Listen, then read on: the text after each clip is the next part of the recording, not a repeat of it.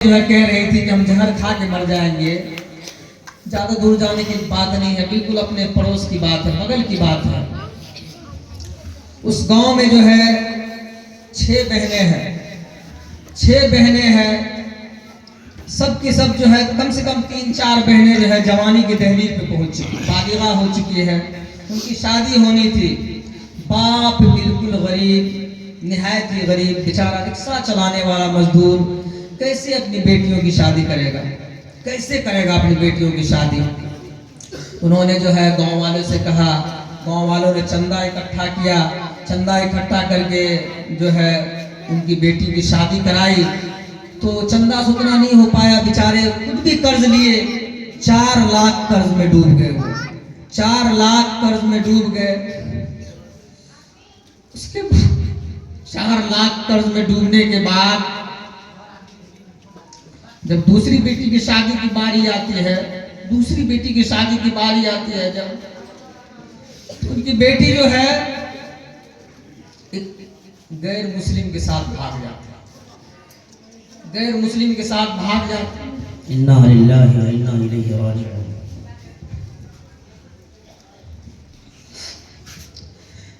गैर मुस्लिम के साथ भाग जाती है वो लड़की। उसके बाद जो है गांव वाले उनको पकड़ के लाते हैं। कहां से? जम्मू कश्मीर से पकड़ के लाते हैं। उसके बाद जो है गांव में लाते हैं। उसके बाद लड़की 5-10 दिन रहती है, फिर जो है उसी लड़के के साथ भाग जाती है। उसके बाद फिर गांव वाले जो है, गांव की इज्जत का सवाल था, इज्जत की बात थी, हमारी नाक न कट जाए। फिर वो जो है गांव वाले जाते हैं, बेचारे तलाश करके लाते हैं। उसके बाद जो है उनसे कहते हैं कि बेटी माजरा क्या है, क्या हमारे उसमें लड़के नहीं है, तुम उसके साथ बार बार भाग रही हो। तो लड़की का जवाब सुन के जो है वहां के लोग हक्का बक्का रह गए। लड़की ने कहा कि चचा, हमारा बाप, पहली बेटी की शादी हुई, मेरा बाप 4 लाख जो है कर्ज के नीचे डूब गया, 4 लाख कर्ज के नीचे डूब गया। अब जो है मेरे बाप की हिम्मत ही नहीं है कि वो 4 लाख का कर्ज पूरा करे, तो मेरी शादी वो कहां से करेंगे। तो इसलिए मैंने अपना रास्ता तलाश कर लिया, इसलिए मैंने अपना रास्ता तलाश कर लिया।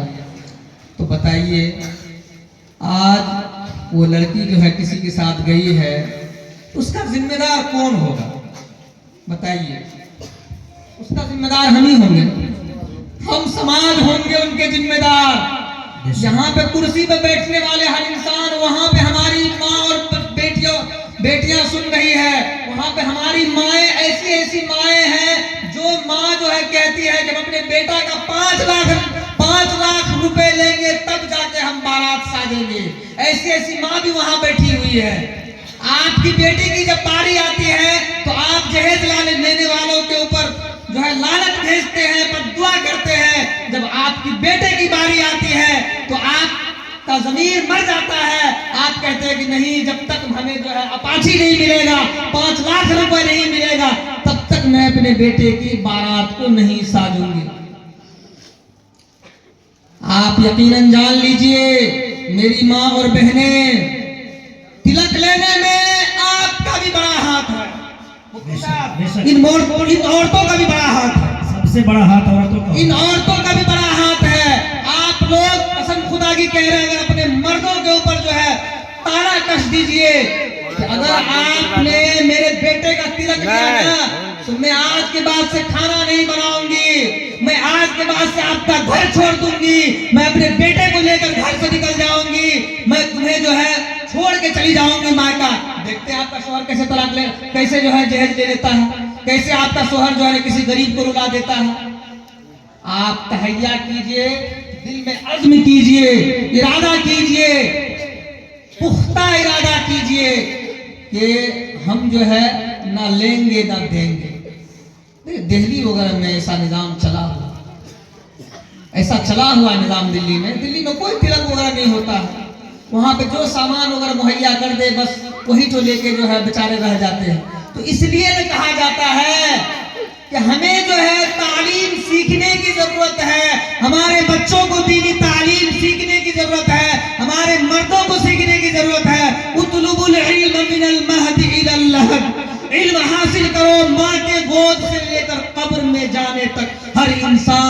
तालिब इल्म है, हर इंसान तालिब इल्म है। हर इंसान पूरी जिंदगी स्टूडेंट रहेगा, विद्यार्थी रहेगा, मरते दम तक वो कुछ न कुछ सीखता रहेगा। मरते दम तक वो कुछ न कुछ सीखता रहेगा। तो वो तालिब इल्म हुआ कि नहीं हुआ? आपने जो सीखा है मदरसे में, अगर नहीं सीखा है, अल्लाह ने आपके लिए दावत व तबलीग का रास्ता बनाया है। अपने कल्ब को सुकून पहुंचाना चाहते हैं तो बुजुर्गान दीन ने आपके लिए खानका तैयार किया है। बेशक बेशक। आप वहां जाइए, खानका के अंदर अपना वक्त लगाइए, अल्लाह के रास्ते में जाइए, अपने बीवियों का वक्त लगाइए। जब आपके बीवी का दीनी माहौल होगा, आपका दीनी माहौल होगा, फिर वही काम होगा जो लोहार वाले ने सहरसा मरकज में किया है। एक आदमी, लोहार का आदमी अल्लाह के रास्ते में जाता है, 4 महीने लगाता है। 4 महीना लगाने के बाद जब उसे समझ में आती है कि मैंने हरामकारी की है, मैंने हराम खाया है, जिंदा सूअर खाया है, जिंदा कुत्ता खाया है, जब वहां उसको पता चलता है, अल्लाह के रास्ते में वो तहज्जुद में रोता है, खूब रोता है, खूब रोता है, खूब रोता है, अल्लाह से माफी मांगता है कि या अल्लाह मेरी गुनाहों को तेरे अलावा कोई नहीं बख्श सकता है। या अल्लाह मेरी गुनाह को तू माफ कर दे, माफ कर दे, माफ कर दे। लेकिन अमीर साहब एक दिन उसको रोते हुए सुन लेते हैं। तहज्जुद के अंदर अमीर साहब कहते हैं कि तेरी गुनाह ऐसे माफ नहीं होगी। ये हुकूकुल्लाह नहीं है, हुकूकुल्लाह तेरा और अल्लाह का हक, तेरा और अल्लाह का हक अल्लाह माफ कर देगा। ये तो बंदे से बंदे का हक है। तूने जिसका दिल दुखाया है, जिस बेटी वाले का दिल दुखाया है, जिससे दिल दुखा के तूने पैसा लिया है, अपाची लिया है, मोटरसाइकिल लिया है, जा उससे माफी मांग, उसका पैर पकड़ के धो, उसका पैर धो के पीना। जब वो तुझे माफ कर देगा उसके बाद तेरा अल्लाह तुझे माफ करेगा। ऐसे तुझे तहज्जुद में रोने से कुछ फायदा नहीं होगा। हुकूकुल इबाद है, जा अपने गांव चिल्ला लगा के जा, 4 महीना पूरा कर ले, उसके बाद अपने समधी से जाके माफी मांगना। वो यहाँ गांव आते हैं, 2 कट्ठा 3 कट्ठा जमीन बेच देते हैं तिलक का पैसा वापस करने के लिए। उसके बाद जो है चारों समधियों को बुलाते हैं सहरसा मरकज के अंदर में कि मेरे समधी साहब आप लोग मरकज में आइए। उनके चारों समधी मरकज में आते हैं, मरकज में सबके सामने माफी मांगते हैं कि मैंने आपका दिल दुखाया, मैंने आपको चोट पहुंचाई, हमने आपसे तिलक लिया था, अल्लाह के वास्ते मुझे माफ कर दीजिए। अगर आपने माफ नहीं किया तो मेरा अल्लाह मुझे माफ नहीं करेगा। जमीन बेच के जो है चारों बेटों का तिलक वापस किया। बिल्कुल ताजा तरीन वाकया है। लोहार के अंदर जाके आप पूछ सकते हैं, कोई दूर नहीं है लोहार, मगर उसमें से एक बेटी वाले आपकी मुरली के एक बेटी वाले मुरली के मेरे सामने का वाकया है। मुझे गवाह बनाया कि आप गवाह रहे, मैं तिलक वापस कर रहा हूँ। 28 साल पहले तिलक लिया था। इसका ताया था, इसका कहा 10 साल पहले लिए है मुरली वाले का। 2 दामाद उसका डिगला का है, कहा एक का लिए थे 28 साल पहले 10,000 रुपए लिए थे, बताइए। और ऐसा रो रहा था, भरे मजमा में समधी का पांव पकड़ के माफी मांगा। समधी का कहा मैं नहीं जानता था, जाहिल था, अनपढ़ था, मैं 10,000 रुपये खाया आपका। 10,000 रुपये 28 साल पहले। एक का था 25 साल पहले, इसका था 10 साल पहले वाला। जो मुरली की जो है डॉक्टर रबर साहब घर के आगे में जो घर है,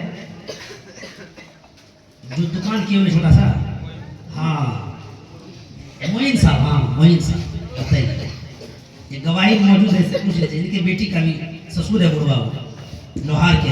जी बात। मेरे मोहतरम, ये तालीम कहाँ से मिली है? मुख्तसर जी। ये तालीम हमें यकीनन जान लीजिए मदरसों से मिली है। ये तालीम हमें जमातों से मिली है। ये तालीम हमें खानकाहों से मिली है। इसलिए मैं कहता हूँ मेरे मोहतरम, आप अपने बच्चों को दीनी तालीम पढ़ाइए। आपके गांव में मदरसा है दारुल इस्लाहिया शाहपुर, हम आपसे दिली इल्तिजा करना चाहते हैं। इस मदरसे के नौकर होने के हैसियत से, मैं इस मदरसे का खादिम हूँ, नौकर हूँ, उसके हैसियत से मैं आप लोगों को कह रहा हूँ कि आप लोग अपने बच्चे को दीनी तालीम पढ़ाइए और आप भी अल्लाह के रास्तों में वक्त लगाइए, खानकाहों में वक्त लगाइए। इंशाअल्लाह खानकाहों में वक्त लगाइए, अपने बच्चों को दीनी तालीम पढ़ाइए। उसके बाद जो है दुनिया की कोई भी तालीम दे दीजिए, कोई बात नहीं। इंशाअल्लाह आप डॉक्टर्स बनाइए, चार्टर्स बनाइए, अकाउंटेंट्स बनाइए, पायलट बनाइए, मास्टर बनाइए, इंजीनियर बनाइए, ऊंचे से ऊंचे ओहदे पे अपने बच्चे को पहुंचाइए। इस्लाम मतलब मुसलमानों के अंदर ये ओहदों की कमी है, तो आप अपने बच्चों को ऊंचे से ऊंचे ओहदों पे पहुंचाइए, लेकिन पहले अपने बच्चे को मुसलमान बनाइए। पहले अपने बच्चे को आप हराम हलाल की तमीज सिखाइए, उसके बाद जो है अपने बच्चों को जो है दुनिया के किसी भी कोने में भेज दीजिए। जब आपका बच्चा जो है यहाँ से दीनी तालीम सीखेगा, दीनी तालीम सीख कर जाएगा, हराम हलाल की तमीज लेकर जाएगा, इंशाअल्लाह अज़ीज़ दुनिया के किसी भी मैदान में चला जाएगा आपका बच्चा, वहाँ आपके बच्चे का कदम नहीं डगमगाएगा। लेकिन मेरे मोहतरम, ये हमारे नौजवान हैं, आज के उभरते हुए नौजवान, हमारे ऐसे नौजवान भी हैं यहाँ पे जिनकी जो है अब सेहराबंदी होने वाली है। सेहराबंदी होने वाली है। सेहराबंदी से मुराद निकाह होने वाला है। निकाह होने वाला है। आप दूल्हा बनने वाले हैं कुछ दिनों के बाद, 6 महीने के बाद, साल के बाद। तो आप लोग जो है कम से कम जो है इस इल्तिजा को याद रखिएगा। जब आपका बाप अगर शुगर खा रहा हो, कुत्ता खा रहा हो, आप अपने बाप को मना कर सकते हैं। आप अपने बाप को मना कर सकते हैं कि अब्बा ये काम मत कीजिए। तो एक छोटा सा वाकया हम बोल के हम बैठ जाते हैं। दिल्ली का वाकया है। 3 दिन की जमात जाती है एक मस्जिद के अंदर। तो जमात में मुतफर्रिक जगह के लोग थे, यहाँ के वहाँ के वहाँ के। तो आपस में बातचीत हो गई। तो बोले आपके पास लड़का है, हमारे पास लड़की है। तो ठीक है, रिश्ते की बात हो गई। बोले कौन से दिन बारात लेके आएंगे? तो बोले फलाने दिन। तो लड़की वाले बोले कि देखिए समधी साहब, हमारे पास तो कुछ नहीं, मैं गरीब हूँ। बोले कोई बात नहीं, अल्लाह के घर में मैं वादा कर रहा हूँ, आप एक कपड़े में जो है अपनी लड़की को रुखसत कर दीजिएगा। दिल्ली में वैसे भी तिलक तो चलता नहीं है नगद, वहाँ पे सामान चलता है। सामान भी चलता है तो 10 लाख, 15 लाख, 20 लाख, 25 लाख, 50 लाख का सामान देता है लोग। तो बोले कि हमारे पास कोई हैसियत नहीं है। बोले कोई बात नहीं है, एक कपड़े में लड़की को आप रुखसत कर दीजिएगा। उसके बाद जो है 3 दिन मुकम्मल हो जाता है, दोनों चले जाते हैं। अब देखिए, ना लड़का वाला लड़की देखने गया, ना लड़की वाला लड़का देखने गया। अल्लाह के रास्ते में 3 दिन में बातचीत हुई, वही फाइनल हो गया। उसके बाद वहीं से शादी का दिन भी मुकर्रर हो गया। उसके बाद जो है बारात उनके दरवाजे पे जाती है। जिस दिन तय हुआ था, बारात जाती है उनके दरवाजे पे। तो अब जो है देखते हैं कि लड़की वाले जो है सारा साजो सामान तैयार कर रखे हैं। भाई 4 व्हीलर गाड़ी है, टीवी को छोड़ के सब चीज था, क्योंकि भाई वो तो मतलब जमात के साथी थे, दाई थे वो, तो टीवी के छोड़ के हर सामान था। भाई वहाँ पे जो है ना फ्रिज है, वॉशिंग मशीन है, 4 व्हीलर गाड़ी है, उसके बाद क्या क्या होता है, वॉशिंग मशीन है, दुनिया जहां जो भी सामान जरूरियात का सामान है, बेटी को देते हैं लोग, सारा सामान था। अब लड़का जो है, लड़का जो दूल्हा था, ये कितना नेक था। लड़का ने अपने दोस्तों को कह रखा था कि मेरी शादी जो है सुन्नत के मुताबिक हो रही है, मेरी शादी सुन्नत के मुताबिक हो रही है, मेरी बीवी एक कपड़े में आएगी। तो उनके दोस्तों ने जो है दहली वगैरह में सामान वगैरह सजा के रख देते हैं, बेटियों का सामान, ताकि आने वाले लोग वगैरह देखे कि हाँ भाई ये सामान जो है लड़की वालों ने जो है दिया है, जितना जुड़ा उतना दिया है। तो लोग जो आ रहे थे, तो बारात वाले भी आए, तो लड़के के दोस्तों ने देखा कि भाई सारा साजो सामान है। लड़का तो कह रहा था कि हम जो है एक कपड़े में रुखसत करेंगे, यहाँ तो सारा साजो सामान है, कार है, 4 व्हीलर है, सब चीज है, दुनिया में हम सब चीज है। उसके बाद जाके बोलता लड़का से, तुमको बेवकूफ बनाने के लिए हम लोग ही मिले थे क्या? तुम तो बोला कि हमारी शादी जो है सुन्नत के मुताबिक हो रही है, यहाँ सारा साजो सामान है। लड़का को भी लगा, लड़का ईमानदार था, नेक था लड़का। लड़का ने अपने बाप से कहा कि अब्बा हुजूर, आपने तो कहा था कि तेरी शादी सुन्नत के मुताबिक हो रही है, वहां सारा साजो सामान तैयार है, आपने लड़की वाले को जिद किया है क्या? बोले बेटे, अच्छा तेरे ससुर ने सामान मुहैया किया है ना, मैंने अभी उसको कबूल तो नहीं किया है ना, चलो जब रुखसती की बारी आएगी तब देखेंगे। उसके बाद जो है निकाह हो जाता है, रुखसती की बारी आ जाती है। जब लड़की रुखसती होने के टाइम में लड़की के बाप जो है कहते हैं अपने समधी साहब से कि समधी साहब देखिए हम तो गरीब हैं, बस जो मेरी हैसियत थी उस हैसियत के मुताबिक जो है ये सामान जो है मैं अपने बेटी को दे रहा हूँ, तो ये इसको कबूल किया जाए। अब उनके समधी साहब बेचारे पूरे जो है हाई वोल्टेज में फायर हो जाते हैं कि मैंने आपसे क्या कहा था, अल्लाह के घर में तेरी मेरी क्या बातचीत हुई थी, मैंने तुझे जो है अल्लाह के सामने गवाही बनाया था कि मैं अल्लाह के सामने जो है मैं बोल रहा हूँ, मैं वादा कर रहा हूँ कि तेरी बेटी जो है तेरे घर से एक कपड़े में रुखसत होके आएगी मेरे घर में। ये तूने सारा जितना भी सामान जो है लाया है ये सारा सामान को तू लौटा दे जाके। तो बोले नहीं नहीं अब तो खरीद के ले आए हैं, कैसे होगा? बोले मैं लौटाऊंगा, आज तेरी बेटी मेरे कौल के मुताबिक मेरे वादे के मुताबिक एक कपड़े में जाएगी। जितना सामान है कार फ्रिज वॉशिंग मशीन ये जितना भी पलंग वलंग है सब चीज मैं जाके कल तो तेरे साथ जाके जिस दुकान से तू खरीद के लाया उसी दुकान में मैं वापस कर दूंगा जाके। और ऐसा ही हुआ, उसकी लड़की एक कपड़े में रुखसत होके गई है। उसके बाद सुबह होके जो है वो लड़का वाला आते हैं और लड़की वाले के साथ जाके सारे शोरूम घूम घूम के जो है सारा सामान को जो है लौटा दिया, सारे सामान को लौटा दिया। बोलिए मेरे मोहतरम, ऐसे ऐसे बाप होंगे तो क्या बेटियां बोझ होगी? नहीं। ऐसे बेटों के बाप होंगे, ऐसे बेटों की माएँ होंगी तो क्या बेटियां बोझ होगी? नहीं। कभी बोझ नहीं होगी। अगर 10 को भी बेटी पैदा हो जाए तो कहेंगे माशाअल्लाह बाई से रहमत है, कोई फिक्र नहीं है, मेरी बेटी की तो शादी हो ही जाएगी। इसलिए मेरे मोहतरम इस्लामी तालीम जरूरी है। आप इस्लामी तालीम अपने बच्चों को दीजिए, अपने मदरसे में जो है इस्लामी तालीम पढ़ाइए और आप भी अपना वक्त अल्लाह के रास्तों में लगाइए। तभी मेरे मोहतरम बुजुर्गों दोस्तों मुआशरे में जो है इस्लाह होगी। ठीक है, अगर मैंने आप लोगों का दिल दुखाया हो तो अल्लाह के वास्ते आज शब बरात की रात है, अगर आज आप हमें माफ़ नहीं करेंगे तो अल्लाह मुझे माफ़ नहीं करेगा। मैं गुस्से में पता नहीं क्या क्या बोल दिया, दिल की भराश थी जो हमने निकाल दी। हमारी माँ बहनों से भी मैं माफ़ी मांगता हूँ। अगर आप लोगों को अगर हमने कुछ कह दिया हो तो बिल्कुल हक बोले, माफी क्या जरूरत है? नहीं, हक तो बोले हैं, हो सकता है किसी के दिल पे बात लग जाती है, तो इसलिए जो है अल्लाह के वास्ते मुझे माफ़ करेंगे। आइए कारी हाशिम साहब 2-3 मिनट के लिए आ रहे हैं, फिर मुफ्ती साहब की